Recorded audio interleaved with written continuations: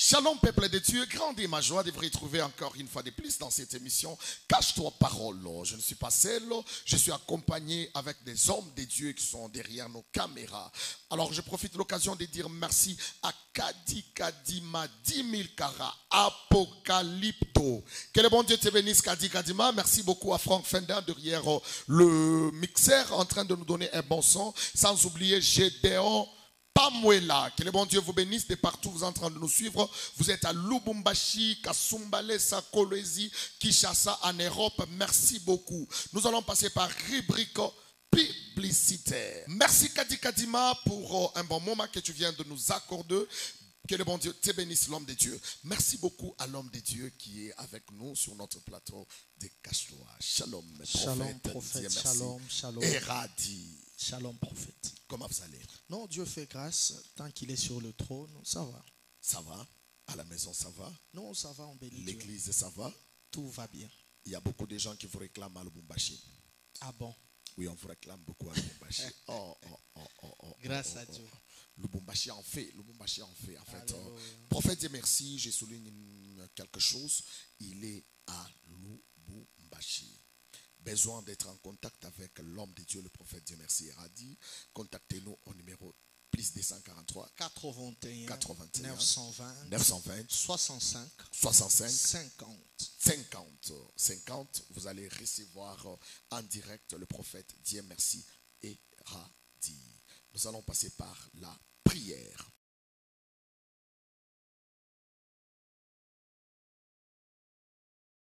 Merci beaucoup, Kadi Kadima, 10 000 Kara Apocalypto. Que le bon Dieu te bénisse pour la prière. Prophète Dieu merci Eradi. Prophète. Aujourd'hui, nous allons partager la parole de Dieu. Oui. Comme d'habitude. Comment vous trouvez d'abord le Lubumbashi? Non, ça va, c'est frais. Ces derniers temps, il fait froid. Il fait froid. Yeah. Comme en Europe, là où vous étiez? Non, la grâce de Dieu nous localise. La grâce de Dieu vous localise à une bonne chose. Je pense que vous nous avez amené quelque chose. Non, ça va. La grâce. Merci beaucoup, prophète. Et merci, Eradi. Nous t'aimons beaucoup. Lubumbashi t'aime. Aujourd'hui, nous allons partager sur quoi? Aujourd'hui, nous avons un thème puissant. Ok. Ça sera bouleversant. Comment ça? C'est la bataille de la nuit. La bataille de la nuit. Oui. Prenez déjà vos agendas et nous allons parler avec l'homme de Dieu, le prophète Dieu merci Eradi. Vous avez la parole, prophète. On peut nous lire rapidement dans les livres de 1 roi 3, son 16e verset. 1 roi 16e verset nous dit ceci. Yeah. Alors, deux femmes prostituées virent chez le roi et se présentera devant lui. 17. L'une des femmes me dit, pardon mon Seigneur, moi et cette femme nous demeurons dans la même maison et je suis accouché près d'elle dans sa maison. 18.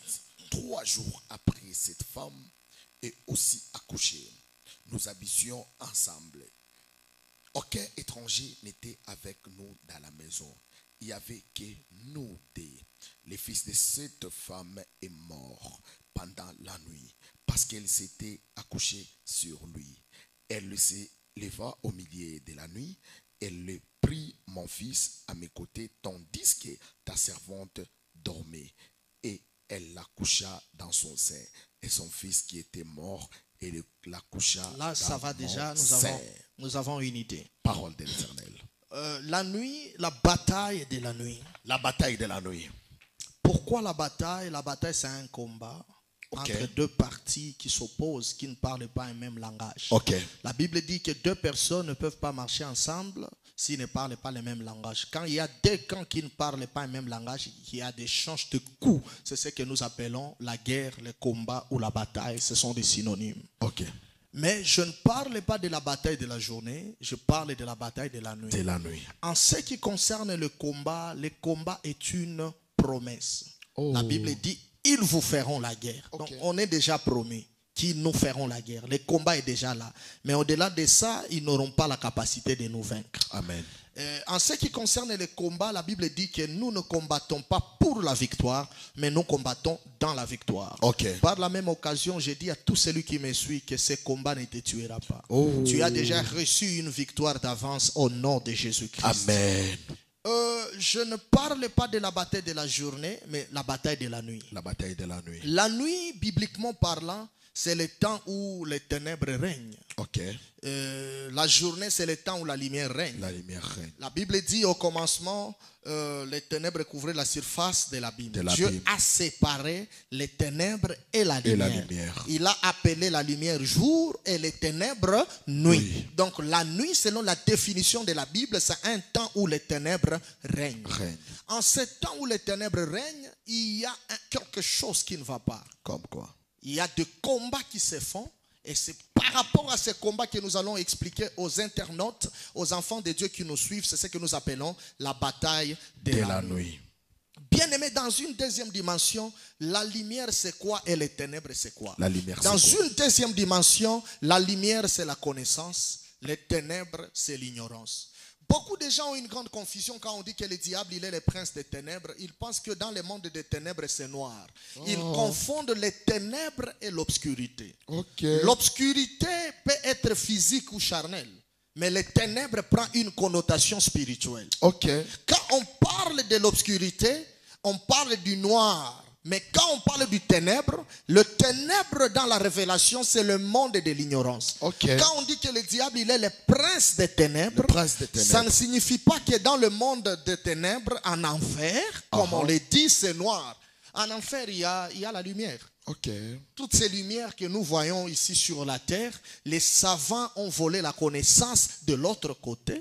Ils ont amené ici. Donc là-bas de l'autre côté, ce n'est pas noir. Il y a aussi la lumière. Mais on appelle ténèbres parce qu'ils sont ignorants. Ils n'ont pas la connaissance des choses de Dieu. Donc les ténèbres, c'est l'ignorance. Et la connaissance, c'est ça la lumière. C'est pourquoi si quelqu'un te dit j'ai été visité par la lumière, donc il a été visité par la connaissance. Maintenant, le temps où quelqu'un est dans l'ignorance, il y a la bataille. C'est ça la bataille de la nuit. Maintenant, nous récupérons rapidement Moulopoué, les deux femmes prostituées. Elles étaient premièrement des prostituées. Une prostituée, c'est une femme qui reçoit plusieurs hommes. Elle n'est pas légale. Plusieurs semences. Celui-ci vient avec sa semence, il donne. Celui-ci vient avec une semence, il donne. Maintenant, ces femmes-là, elles étaient au nombre de deux, mais dans une même maison. Et lorsqu'elles ont été enceintes, elles ont accouché de fils. Chacun avait son fils. Vivant au départ. Mais après un temps, l'une s'est endormie sur son fils et le fils était mort. Au milieu de la nuit, elle se réveille Moulopoué. Elle constate que son fils est mort. Elle prendra le fils mort, elle donne à l'autre. Elle prend le fils vivant de l'autre, il le récupère. Donc il a fait l'échange. Le premier combat de la nuit, c'est un temps où le diable peut changer la bénédiction des enfants de Dieu. Quelqu'un ne m'a pas compris. Comment ça? Comme tu me donnes un amen, j'appelle rapidement quelqu'un. La personne que j'appelle, c'est Jacob. Jacob me dira, prophète, Dieu merci, la journée, j'ai aimé Rachel. J'ai doté Rachel. Mais la nuit, il a fallu qu'il y ait un Laban qui va changer le système. C'est-à-dire le monde de la nuit n'est pas un monde de petits esprits. C'est un monde de prise de décision où on peut prendre la bénédiction de celui-ci, on donne à celui-ci. On prend l'étoile de celui-ci, on donne à celui-ci. On prend la vie de celui-ci, on donne à celui-ci. C'est-à-dire dans le monde de la nuit, il y a beaucoup de réalités. Lorsque vous dormez, il y a ceux-là qui ne dorment pas. Il vérifie, il trouve que son fils est déjà mort. Il prend son fils qui est mort, il te donne. Il récupère le fils vivant, il le prend. Et beaucoup des enfants de Dieu sont victimes de la bataille de la nuit. C'est pourquoi dans le livre d'Ésaïe, la Bible dit, sentinelle, que dit-il de la nuit? On pose une question aux sentinelles par rapport à la révélation de la nuit. La nuit, c'est un grand mystère. C'est pourquoi même Jésus-Christ qui était Dieu dans la chair, notre Emmanuel, il priait toute la nuit. Ce n'est pas pour rien qu'il priait toute la nuit. Il dit même aux apôtres, vous êtes même incapables de veiller 1 heure. Quand on parle du veiller, on parle de la nuit. Parce qu'on ne veille pas la journée, mais on veille la nuit. Pourquoi seulement la nuit, il y a beaucoup de réalités? La nuit, quand le corps est faible, les esprits sont en mouvement.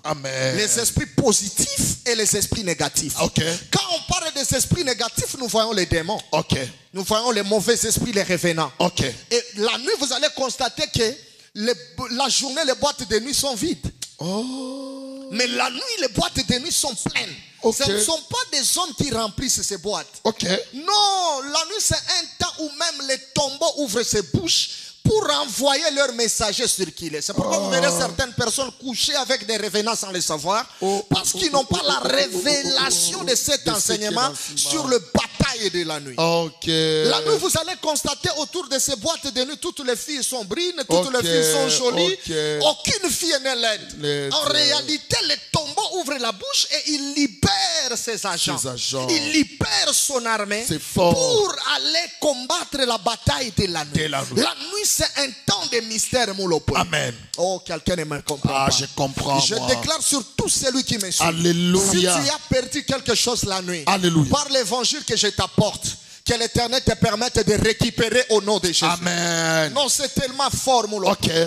La Bible me dit que la nuit, c'est un grand mystère. Okay. Lorsqu'elle dormait la nuit, l'une a pris l'enfant. Il a pris. Okay. Est-ce que tu sais que la nuit, il y a des conseils qui se font la nuit, Moulopo? Okay. Il y a des réunions qui se font la nuit. Okay. Lorsque le corps est faible, okay, et que les esprits sont en mouvement, okay, il y a des réunions et des conseils qui se font. C'est pourquoi un enfant de Dieu ne doit pas être absent dans les conseils des esprits. Comment ça? Oh, quelqu'un ne me capte pas très bien. J'appelle rapidement Job. Okay. Job me dira, prophète, j'ai été absent une fois dans les conseils des esprits et j'ai subi les conséquences. Oh. Parce que quand tu es absent dans les conseils des esprits, tu finiras les conséquences des décisions qui ont été prises dans les conseils des esprits. C'est pourquoi vous allez constater que la Bible dit que Dieu s'est rassemblé avec les fils de Dieu. Et le diable est venu s'infiltrer dans les conseils des esprits. On lui a posé la question, as-tu vu mon serviteur Job? Le diable répondra, c'est parce que tu l'as béni. On a pris une décision sur Job parce que Job était absent. Okay. Malgré son intégrité, mais il était absent. Parce que Dieu témoigne même à l'intégrité de Job. Okay. Il dit, tu as vu comment il me craint? Tu as vu comment il est intègre? Okay. Mais malgré son intégrité, malgré sa sanctification, okay, mais il était absent dans les conseils des esprits. Il était absent dans les conseils des esprits. C'est bien ça. C'est pourquoi on a pris des décisions sur lui. Okay. C'est parce que tu l'as béni. Okay. Ravis-lui, tu verras s'il t'adorera. Okay. Fais ceci, prends sa femme, prends ses enfants, déstabilise-lui. Parce qu'il était absent. Mais je connais un homme qui n'était pas saint comme Job. D'ailleurs, sa robe était sale. Dans Zacharie 3, c'est le souverain sacrificateur Josué. Il était sale dans les conseils des esprits, mais présent. La robe était sale, mais quand même il était présent dans les conseils des esprits. Comment ça? La même personne qui avait accusé Job, c'est la même personne qui vient accuser le souverain sacrificateur Josué dans Zacharie 3. Mais heureusement pour Josué, il était présent, mais Job était absent. C'est pourquoi, comme il était présent, l'Éternel a suscité un ange pour réprimander Satan et changer la robe du souverain sacrificateur Josué. Ça, c'est fort. Il a vaincu la bataille spirituelle parce qu'il était présent dans les conseils des esprits. Je suis venu dire à quelqu'un, même si tu as péché, sois présent dans la présence de Dieu. Amen. Dieu va te sanctifier. Amen. Il est là en colère et riche en bonté. Amen. Je n'appuie pas les péchés, Amen, mais je décourage ceux-là qui abandonnent Dieu au nom de la culpabilité. Hey. J'ai fait ça, je fuis. J'ai fait ça, je pars. Même si tu as fait ça, sois présent comme le souverain sacrificateur Josué. Parce que si tu es absent comme Job, on décidera à ta place. Alléluia. Mais si tu es présent, l'Éternel s'en chargera de changer ta robe. Alléluia. Et de donner la robe de fête, afin que tu sois agréé dans les conseils des esprits. C'était une parenthèse. La Bible me dit qu'on a pris la femme a pris l'enfant qui était vivant. Il a pris, et l'enfant qui était mort, il a donné à l'autre. C'est pourquoi il faut connaître celui avec qui tu vis ensemble. Ils étaient dans une même maison. Ils se connaissaient le visage, mais ne se connaissaient pas le cœur. Vous savez, tu peux connaître le... Je vais te choquer. C'est tellement fort ce que je vais dire. Si tu marches avec quelqu'un, ne sois pas pressé de lui donner le cœur. Donne-lui la tête. Si tu ne me crois pas, j'appelle un témoin. Le témoin que j'appelle, c'est Samson. Samson me dira que si j'allais donner le cœur à Delilah, la lame de rasoir allait passer dans le cœur. Mais comme je lui ai donné la tête, il a fait passer la lame de rasoir dans la tête parce que les cheveux devaient encore pousser. Nous marchons avec des gens que nous donnons nos cœurs. Ils nous déchirent. Or, si on coupe les cheveux, si la tête est là, les cheveux vont encore pousser. Mais si on coupe les cœurs sera brisé, ne poussera jamais. Quand tu marches avec quelqu'un, ne lui donne pas le cœur, donne-lui la tête. La tête, c'est l'intelligence. Tu vis avec lui avec intelligence. La tête, il y a les yeux, l'observation. La tête, il y a les oreilles, tu l'écoutes. La tête, il y a la bouche, tu les gères avec de belles paroles. Mais ne sois pas pressé de donner à quelqu'un le cœur. C'est pourquoi l'apôtre Paul dit ceci: garde ton cœur plus que toutes choses. Ça, c'est fort. Je vole et je chute. La Bible me dit qu'il a pris l'enfant de l'autre. Il a dit que c'est son enfant. C'était la nuit. Quand le matin est arrivé, oh my God, c'est tellement fort. La mère de l'enfant vivant s'est réveillée. Elle a trouvé que son fils qu'il a, ce n'est pas son fils. Il a un fils mort. C'est-à-dire quand le matin arrive, celui qui n'avait pas les yeux de voir, il commence à voir. C'est-à-dire le matin, c'est un temps de constat. C'est pourquoi la Bible dit que quelle que soit la durée de la nuit, le soleil finira par apparaître. Quelle que soit la durée de la souffrance, la consolation finira par apparaître. Quelle que soit la durée de ton humiliation, la gloire finira par apparaître. La nuit devait prendre fin pour que le soleil apparaisse, afin que la femme constate. La délivrance commence lorsque tu constates que la vie que tu as, ce n'est pas ta vie. Amen. Quand tu comprends que ce que j'ai, ce n'est pas ma vie, ça, ce n'est pas mon enfant, c'est alors que la délivrance commence. Amen. Oh, c'est tellement fort. C'est fort. Il y a un grand mystère sur la nuit. La Bible dit ceci. Oh, c'est tellement fort. C'est fort. Quand le soleil est apparu, la femme a dit non, allons voir le roi Salomon. Il va traiter ces cas. On ne doit pas rester comme ça. Discussion, c'est mon enfant. L'autre dit, ce n'est pas mon enfant. Lui dit, c'est mon enfant. Nous devons aller voir le roi qui nous dise cet enfant appartient à qui. Vous savez, bien aimé dans l'Éternel, la loi de Moïse nous dit ceci, que si vous attrapez une prostituée ou un voleur la nuit, tuez-lui la nuit, condamnez-lui la nuit, finissez tout la nuit. Mais si le soleil apparaît, ne touchez pas à ces voleurs. Ne touchez pas à cette prostituée. C'est pourquoi dans Jean 8, il y a une prostituée qui a été surprise en flagrant délit d'adultère. Mais ils ont commis l'erreur de l'amener au pied de Jésus. Ils ne savaient pas que Jésus est le soleil de la justice. Or la Bible dit que si vous l'attrapez la nuit, tuez-lui. Mais si le soleil apparaît, elle ne sera plus condamnée. C'est pourquoi ce jour-là, cette femme ne pouvait plus être condamnée. Parce que Christ qui est le soleil, il était déjà là. Je lève ma main, je te prophétise. Tu ne mourras pas au nom de Jésus. Amen. Cette condamnation ne sera pas sur toi au nom de Jésus. Amen. Parce que le soleil de la justice s'est levé dans ta vie. Amen. Afin d'enlever la condamnation qui pesait sur toi. Amen. Je finis mon lopoué. C'est tellement fort. C'est fort. Quand ils sont partis chez Pharaon, oh, c'est tellement... Mon lopoué, je peux parler. Parle le prophète. Je peux parler. Parle le prophète. Écoutez. Il y avait deux enfants. L'un était mort. L'autre était vivant. Mais je suis étonné de voir, lorsqu'ils arrivent devant le roi, ils ne sont pas allés avec un enfant vivant et mort. Ils ont laissé l'enfant mort à la maison. Ils sont partis avec l'enfant vivant. Et devant le roi, ils ont commencé à discuter sur base de l'enfant qui était vivant. L'un dit c'est mon fils. L'autre dit aussi c'est mon fils. C'est-à-dire que dans la vie Moulopé, si tu vois les gens discuter à ton sujet, c'est que tu n'es pas mort, tu es vivant. Si tu vois des gens discuter sur ton ministère, oh révélation, nazondi mangote, nanandimi, moi j'accepte pas. C'est-à-dire ton ministère est vivant, ton ministère n'est pas mort. Amen. Les hommes ne discutent jamais sur quelque chose qui est mort. Les gens discutent sur quelque chose qui est vivant. Donc si on discute sur toi, c'est que tu as encore de la vie en toi. Le monde n'a pas besoin de l'enfant mort. Le monde a besoin de l'enfant qui est vivant. Lui ne dit ça c'est mon fils, l'autre dit ça c'est mon fils. Je vais choquer quelqu'un. Prophète. Les prédicateurs nous disons que c'est la sagesse de Salomon qui avait traité le problème. C'est ça, on connaît, non? Ce n'est pas la sagesse de Salomon. Maintenant, c'est quoi, prophète? C'est l'épée qui avait traité le problème. Et pas n'importe quelle épée. C'est l'épée qui était dans le fourreau.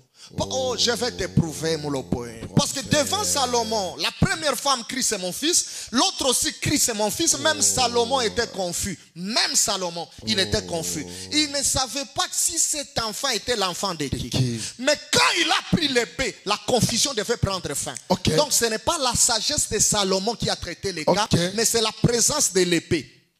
Mais pas n'importe quelle épée, mais l'épée qui doit quitter le fourreau, c'est cette épée qui peut trancher les problèmes des deux prostituées. Ça c'est fort. Est-ce que tu sais que l'héritage qui doit quitter de Genèse jusqu'à Apocalypse, c'est l'épée?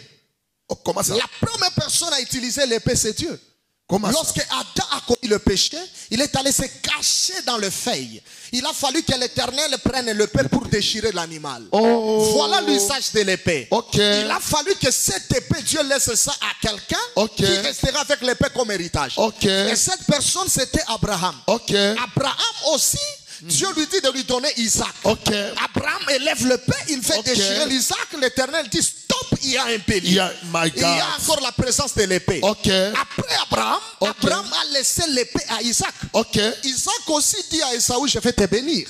Esaü va, il tarde. Jacob, par la margoulinité, il prend la bénédiction de son grand frère.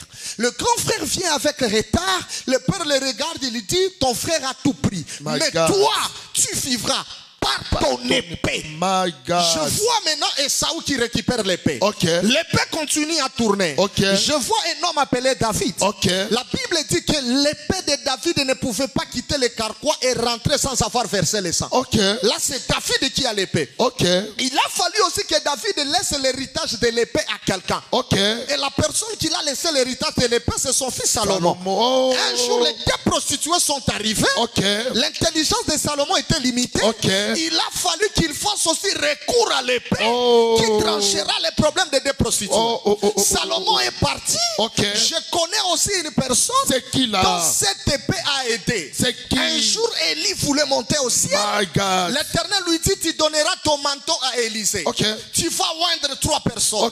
Jéhu, Gisraël et Élisée. Et Dieu dit à Élie cela. Élie répond à Dieu. Pourquoi je dois oindre ces gens? Écoutez la réponse de Dieu. Parce que l'ennemi vient. Car celui qui échappera à l'épée de Jéhu n'échappera pas à l'épée de Gisraël. Celui qui échappera à l'épée de Gisraël n'échappera pas à l'épée d'Élisée. C'est par là que j'ai compris que Élie n'avait pas seulement laissé à Élisée le manteau, il y avait aussi une épée derrière le manteau. Élisée prend l'épée, il doit aussi laisser à quelqu'un. Un jour Jésus-Christ arrive, il a aussi l'héritage de l'épée. Il dit, je ne suis pas venu apporter la paix, mais je suis venu apporter l'épée. C'est toujours l'épée qui circule. Avant que Jésus aussi ne parte, il doit laisser l'épée. À la veille de sa mort, un homme Malchus vient arrêter Jésus. Pierre avait déjà l'épée. Il prend l'épée, il coupe l'oreille. J'aime ce que Jésus dit à Pierre. Jésus n'a pas dit à Pierre de jeter l'épée, mais il a dit à Pierre, remets l'épée à sa place. Parce qu'il savait que Dieu merci et radio aussi viendra récupérer cette épée-là. Cette épée-là, c'est quoi? C'est quoi maintenant? C'est quoi cette épée? C'est quoi, j'appelle l'apôtre Paul. L'apôtre Paul me dira, la parole de Dieu est une épée à deux tranchants. C'est-à-dire la parole de Dieu, c'est ça l'héritage de l'église. Là où la sagesse de Salomon se limite, c'est là où la sagesse de la parole a la capacité de donner à la femme qui a perdu l'enfant et de récupérer son droit.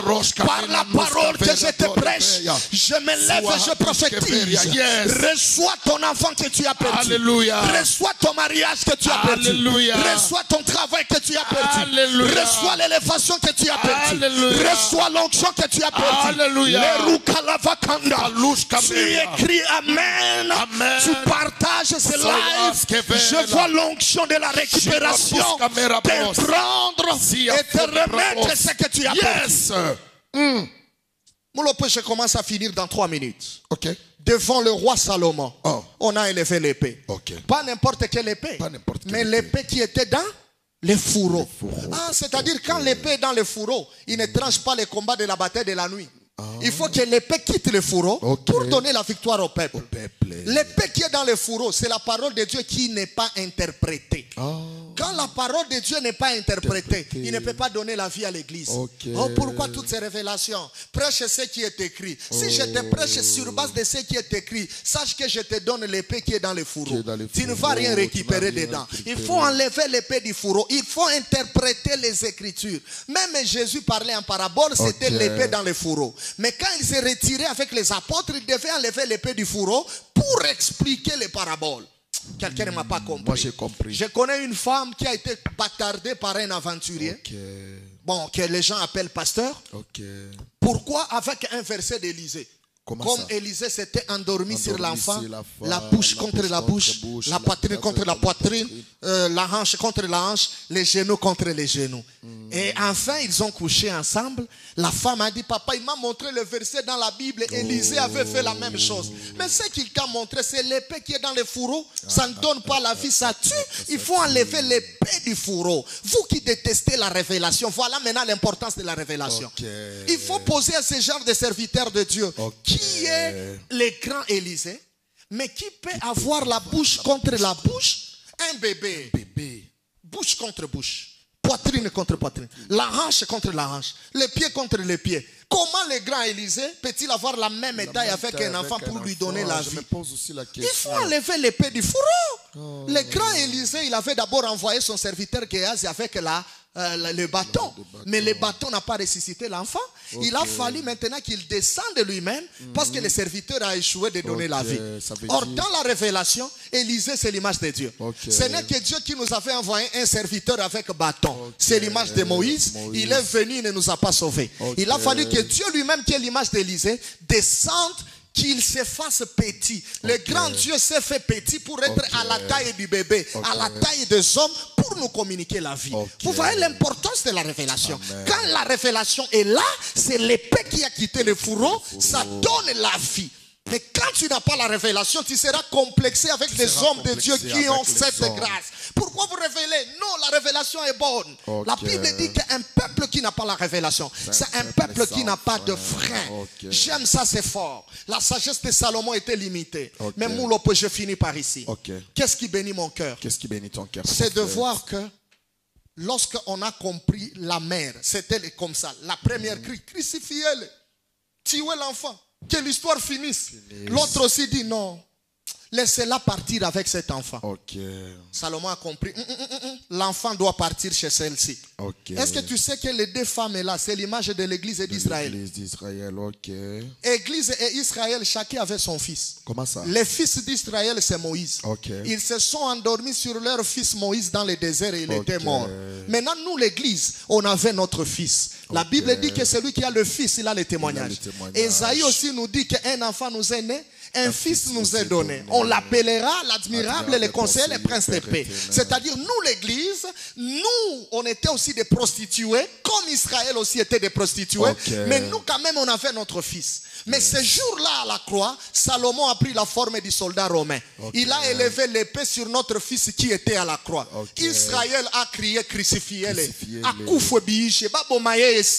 Mais nous, les propriétaires du fils, on a dit non, non, on pleurait, on faisait partie de la minorité. Dieu a compris que Jésus n'est pas pour les Juifs, Jésus c'est pour l'église. Il a pris le fils, il nous a donné le fils, parce que nous sommes l'image de l'autre prostituée là, qui avait son fils qui était vivant. Quelqu'un ne m'a pas compris. Mais la sagesse de Salomon, c'était juste limité à traiter les cas du fils vivant. Mais la sagesse de Salomon n'a pas traité les cas du fils qui était resté mort. N'a pas traité les cas des fils qui étaient morts. Dans mon livre, je vais expliquer maintenant qui a traité les cas du fils qui était resté. Nous allons parler sur ça prochainement. Quel est bon Dieu.